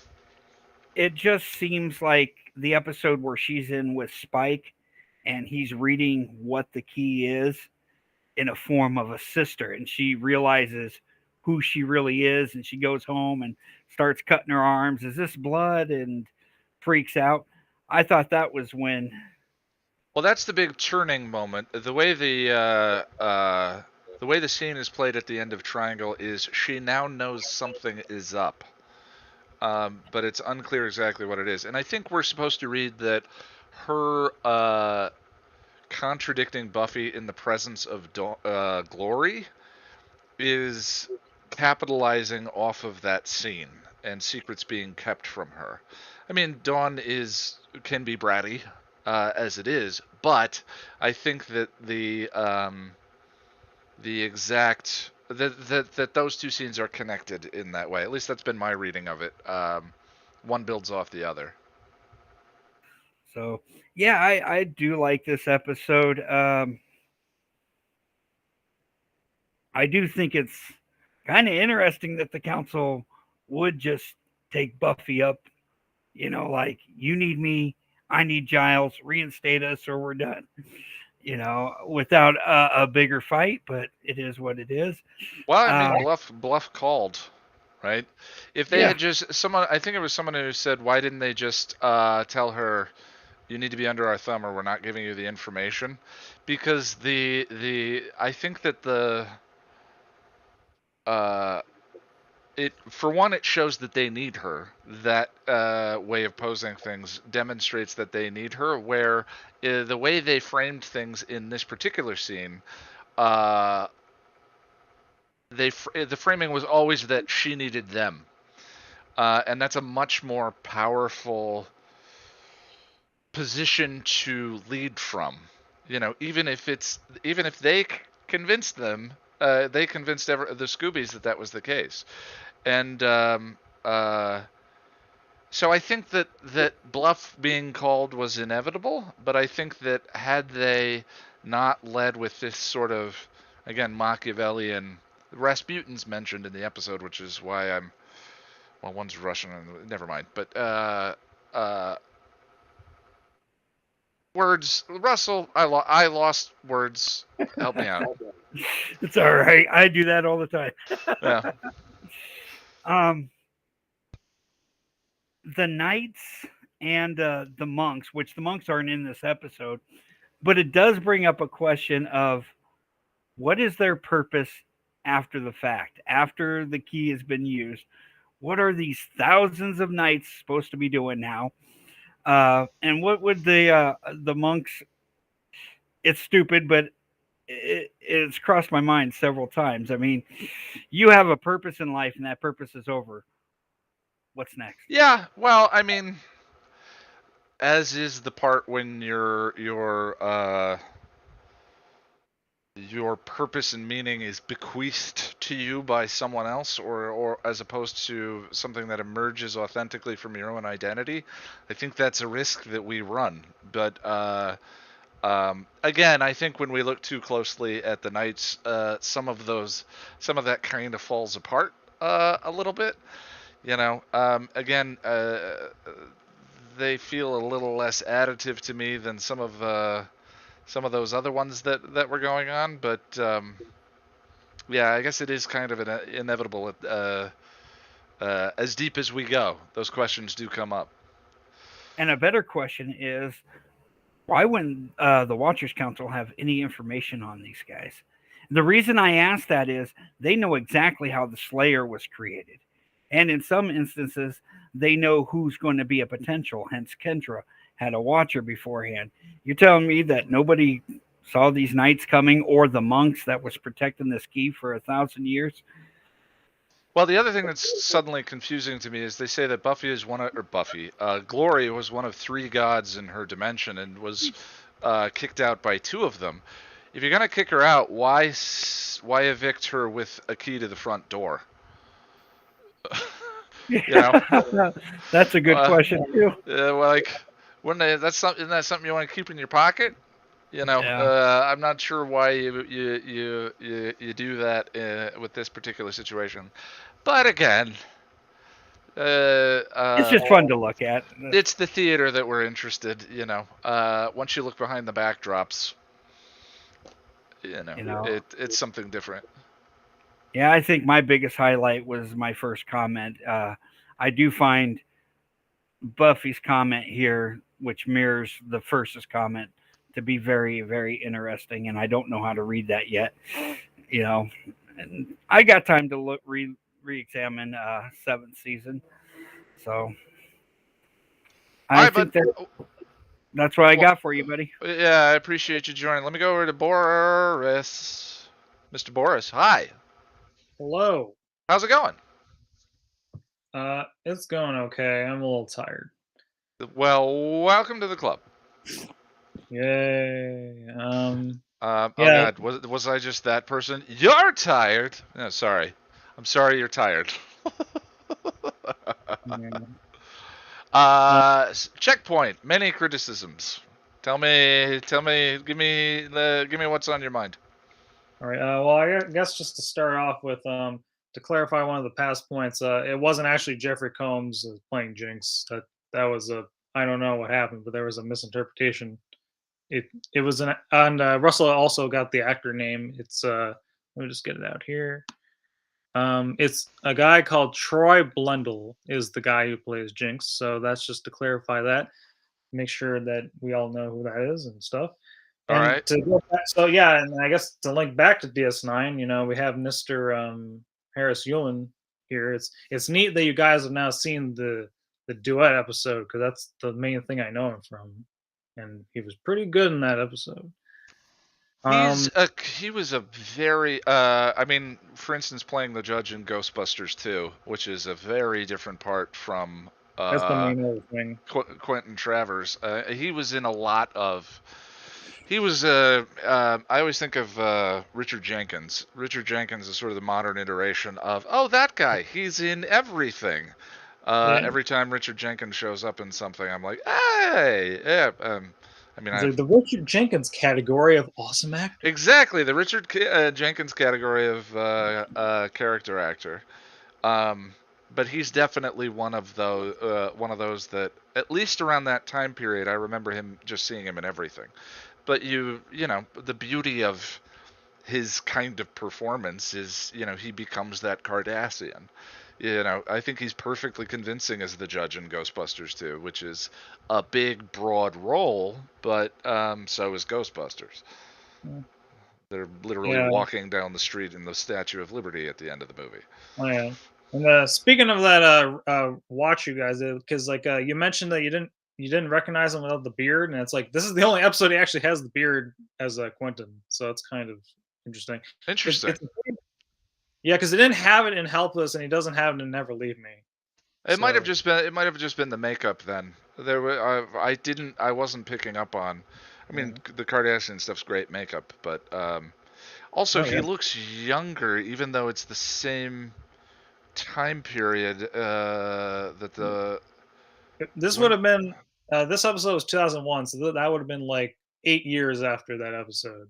So he's actually older in DS9. Oh, it was 8 years after DS9. DS9 was before 8 years. Oh, got it. Yeah. Well, tell me about Checkpoint. You have corrected us and filled us in. Tell me about your feelings about the episode. I guess it's overall okay.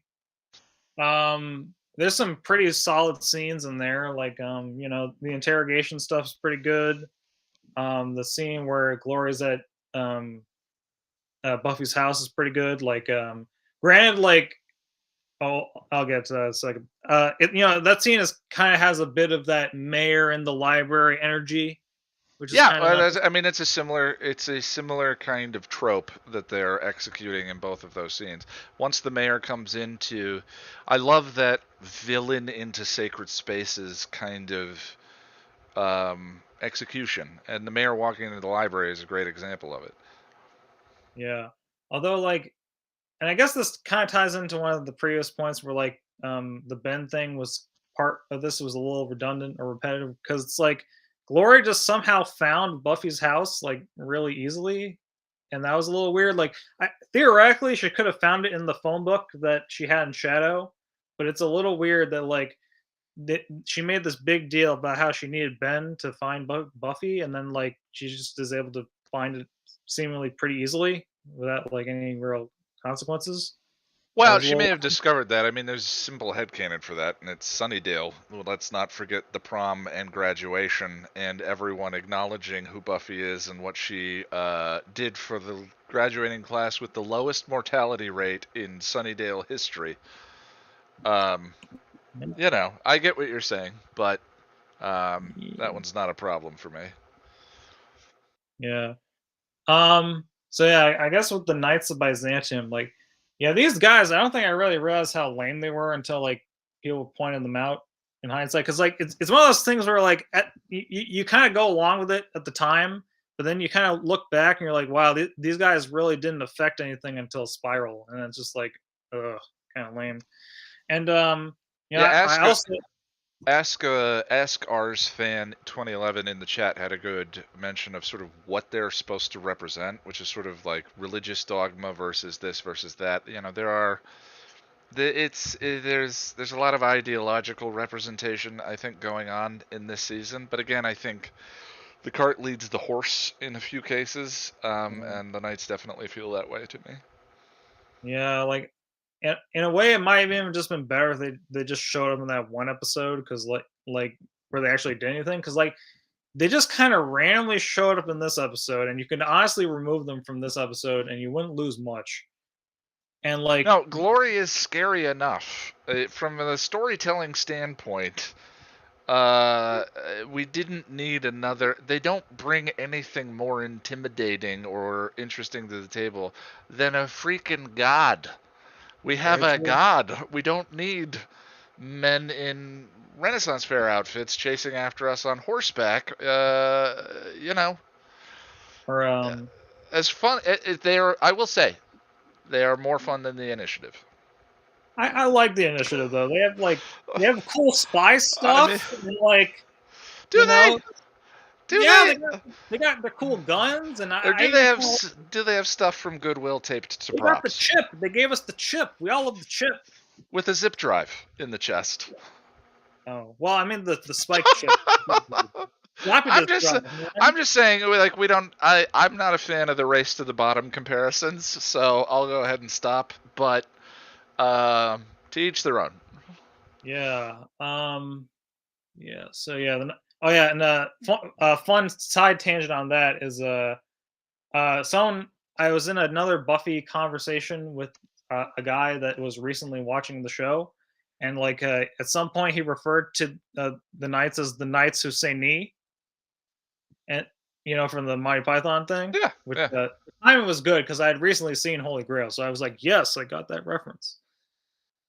I understood that reference. Yes. So that's a fun little thing. But I guess back to the Glory scene. I kind of thought Dawn was being a little annoying in that Glory scene, honestly. But like, I understand the idea that like she's annoyed with Buffy and stuff, but like, it goes a little too far where it's like she's clearly stressed out and talking to this person, and you're gonna bring out all this garbage now. It's like you gotta get your priorities straight, man. Like. Well, I think we can watch that scene from our own perspective of knowing who Glory is versus there is a super glamorous woman sitting in the living room talking to her sister, which is kind of what she sees. And Glory exudes a natural charisma, I think, as a result of that. And she has a reason to rebel. Her family is keeping secrets from her. We know that she knows that at this point. Specifically what she knows is unclear. I thought you would know. You, the keeper of our deeper well, would know exactly what the line was at the end of Triangle. Well, I don't like Triangle, so maybe that's part of the problem. Could be, okay. Again, it's a little vague, because like it depends on like when exactly she comes down the stairs and like what she's hearing, and like it's very... Like, the idea seems to be like, I don't think she knows. I think she doesn't know what the key is exactly, or I don't think she knows what the key is, but I think she's been referred to as the key at this point. And but either way, I think that just the fact that her mother and sister are keeping secrets from her makes for clear enough motivation in this scene. And either you can relate to or feel for the young newly teenage sister, or it kind of pushes your buttons. And I think I know a lot of people in our community that from both sides of that conversation at this point. I feel like I'd go along with it more if it was like maybe after the Glory encounter, just because like it'd be a little more understandable, just because like it was clear from the tone of the scene that like Buffy was like stressed out, and like she was like asking Dawn to leave, and she was being all sneaky with her Pink Panther shirt. I'm going to be very interested when we get to Connor, because you're our resident nuanced, micro detailed criticisms of Buffy while defending Nazi demons in Hero, and I cannot wait to hear the Connor defense. I feel like with Connor, I can kind of be more forgiving a little bit. Of course you can. Of course you can, Boris. He's being manipulated, Ian. He's being manipulated. I'm sorry. Okay, That's all right. That's all right, buddy. We have fun, don't we? Yeah. Yeah. And so, yeah, speaking of scenes that I don't think quite worked. All right, give me one more thing, because we're gonna go over here. Yeah, I'm gonna try and condense some things. All right. Yeah, Buffy and the professor scene. Like, I don't really buy that she would be like all like trying to get him to convincing about the Rasputin nonsense, because it's like she knows that this stuff is meant to be a secret, and it's like, what do you expect to come from this exactly? Like, well, I think the professor is a mirror representation of sort of that patriarchal power structure she's dealing with the Watchers Council, and sort of that moment of her rebelling against that professor is her frustration with that structure coming out in. I don't think it makes logical sense in that scene, but she's not being driven logically in that scene. She's having an emotional reaction to what she's dealing with outside of the classroom, you know, and sort of this buttoned up, white-haired icon standing in front of her, telling her what's what, which admittedly is sort of like the college structure, but it's a representation of the dynamic that she's doing battle with the Watchers Council. So like that scene in a bubble, I think, isn't meant to be analyzed in a bubble. I think it's the context of the episode. I guess that's fair. Yeah, and I guess I also just had like an issue with the final ultimatum, where it's like Buffy's reasoning is that because she has information about Glory that Glory needs, that means she's immune to. She has the power in the situation. But then, like, when in the analogy, shouldn't she be like more like the council, because like they have information that she needs, and that's the thing going on? Because like the thing, as Glory says, she's gonna, once she goes after her friends, things are gonna go downhill for Buffy, because as we've seen in the past, if her friends are threatened, and as we'll see with the gift, once Dawn is on the table, it's like, screw everything. I'm not she's not necessarily gonna think logically about certain things. And yeah, because like once Glory starts killing off her friends, like, you know, the so-called power that she claims to have is not really gonna exist, because like she'll eventually cough something up. It's inevitable. Well, she's a weapon against. She's at least a weapon, and I'm sure like when it comes to fighting Agatha, you know, the council to me seem like the good guy version of Wolfram and Hart, where they have, you know, buildings full of artifacts that were borrowed from other cultures and all of that. So I imagine them having a few weapons of power, but they definitely want the control of the Slayer back at this point. But you know, it's unclear exactly kind of what they know at this point. Well, I do need to move on, but we're right at the end here. Yeah, just one last thing, because you reminded me of it. Quentin is kind of right about Giles being lax about his like security, because it's like he already screwed up in Shadow, and like he left and season 6 is at least partially on him, because he left the books where Willow could get them, and it's like, oh, that's a big oof right there. But so well, we'll have that conversation when we get to 6. Yeah, so I hopefully I've gotten most of I feel like that one Glory point I could have made more clear, but otherwise let's all good, bud. Wrap it up. It's not an easy stage. All right, Sarah. Hey. Hi. I think I'm coming around on Glory, and I think in this particular conversation, just thinking about the whole idea of like vulnerability in bad guys and sort of like emotional depth and all of that is definitely just kind of a subjective bias that I have. And like she's still interesting in many other ways. And the more I think about that scene in the living room and the her sort of being the glam Terminator, it's like we don't levy the same criticisms of Arnold for only having 2 lines in the Terminator, you know? What would Buffy be if you took away her heart, her wisdom, and most of her mind? Well, yeah. That's what Glory is, right? Yeah, that's sorry, I just dropped the thing. That's definitely the I definitely get the symbol of it for sure. Yeah.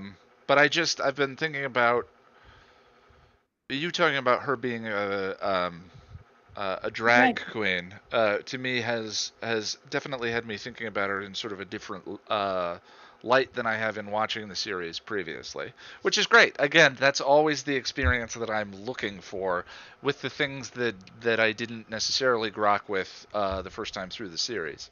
Well, if you put her next to Ursula the Sea Witch from Little Mermaid, she is the sort of the most classic villain built on a drag queen. Like she's entirely based on the drag queen divine.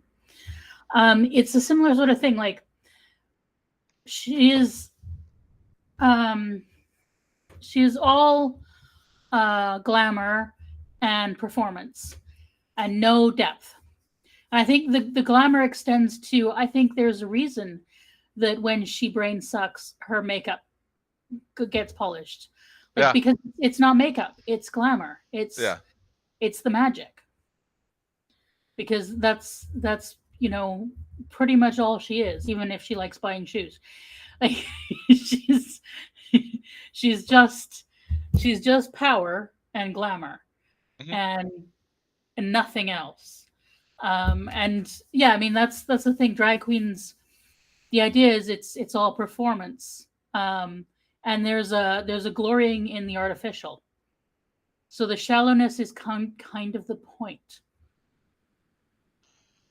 It draws attention to interesting things when you're like, hey, look, this is a performance. I'm going to make a song and a dance and an outfit out of the fact that this is entirely a performance. Yeah, I love that take. I love that. That has caused me to definitely get more out of the show with her. I do feel like her appearance in this episode suffers from a little bit of what we always get in the show, which is the big bad disappearing for what feels like the length of a Bible. And then they're back, and suddenly the gear change, and here we go to the end of the season, which is kind of what this represents with a 2-episode diversion between the body and Eternity, I believe is the one right after it. Yeah.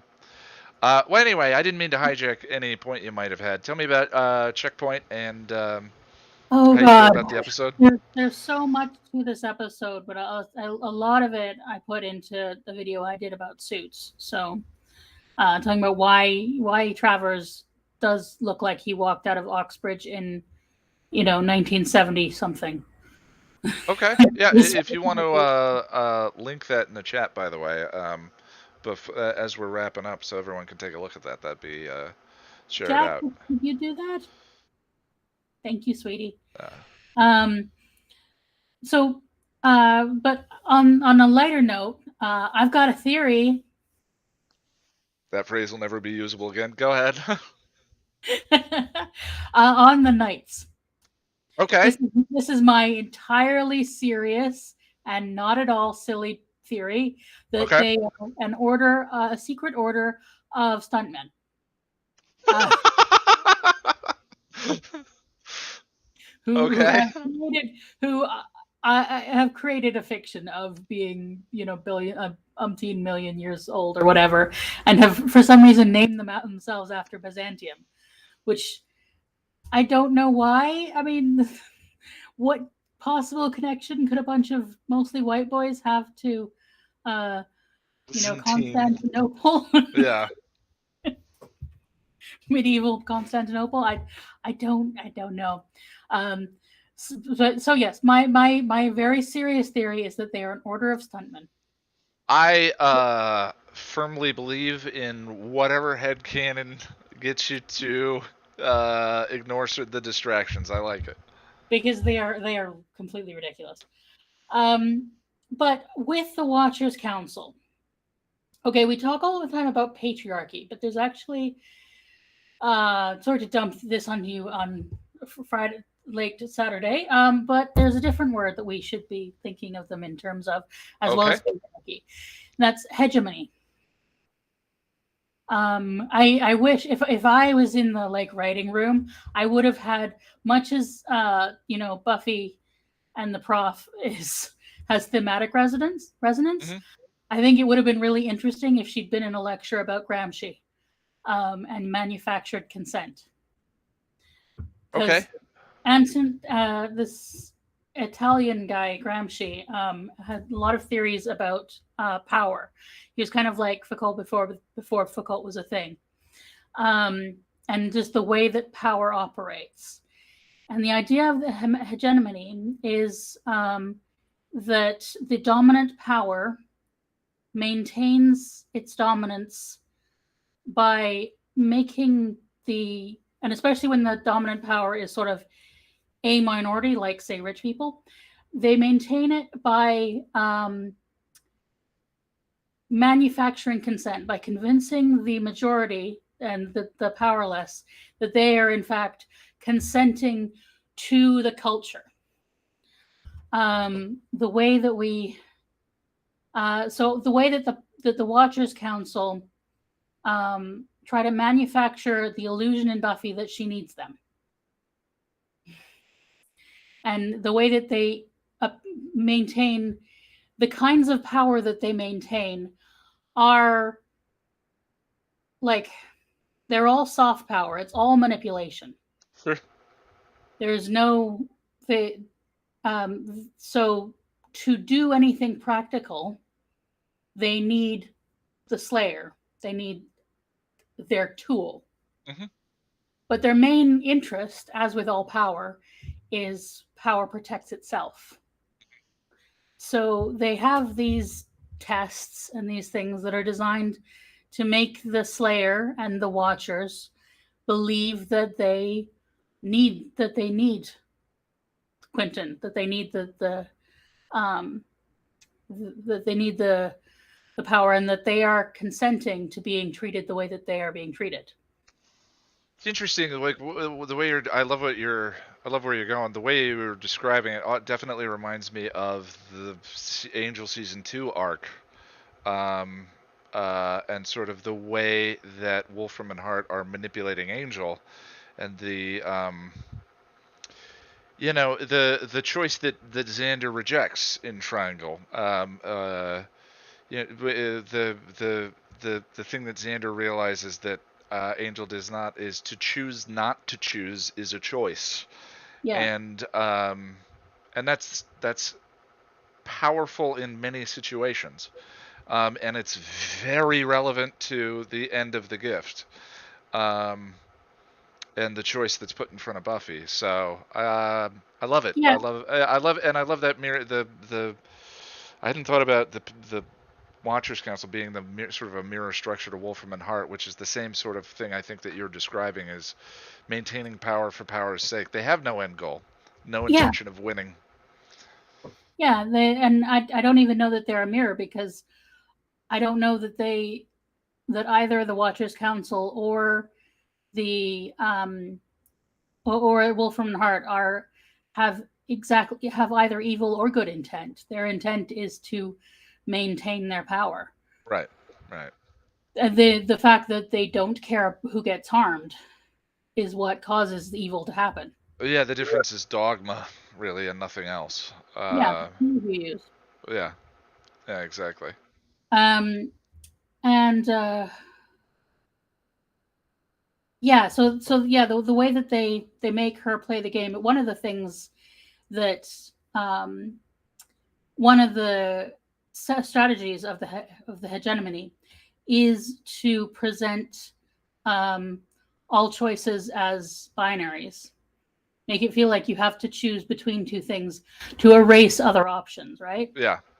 And also to make you feel like you have to fight against, like you have to fight to make others and minorities feel like we have to fight each other for the small piece of the pie rather than looking for the thing. So this like, it's very much the way power operates. So you notice, like with the Watchers Council, Travers is in charge, but who is he having do his dirty work?